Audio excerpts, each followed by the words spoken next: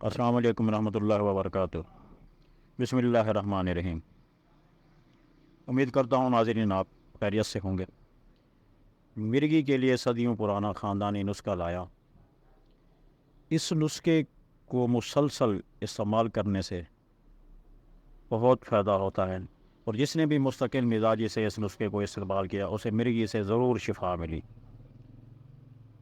जो शख्स भी इसमें मुब्तला हो यह नुस्खा कुछ अरसा मुस्तकिल मिजाजी से ज़रूर इस्तेमाल करे और इंशाल्लाह ज़रूर फ़ायदा होगा। उसका ये है दारचीनी, राई के बीज, जलवतरी, चंद बदस्तर, लौंग और ज़ाफ़रान। इन तमाम अज्जा को 6 माशा और ज़ाफ़रान 3 माशा ले लें। इन तमाम अज्जा को बारीक पीस कर लें और दाल मसूर के दाने के बराबर सफ़ूफ़ मिर्गी के मरीज़ को पानी के हमरा इस्तेमाल करवाएं।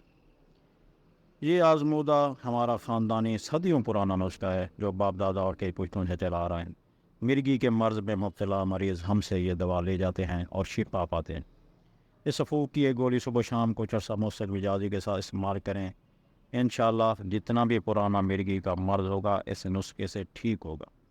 और बारहा का आजमूदा है कि जिन मरीज़ों को किसी भी दवा से आराम नहीं आया, डॉक्टरों के इलाज करवा के नहीं आराम आया, उसे अगर ये नुस्खा मुस्तकिल इस्तेमाल करवाया जाए तो उसका मिर्गी से आराम आ जाता है। इंशाअल्लाह। अल्लाह आप दुनिया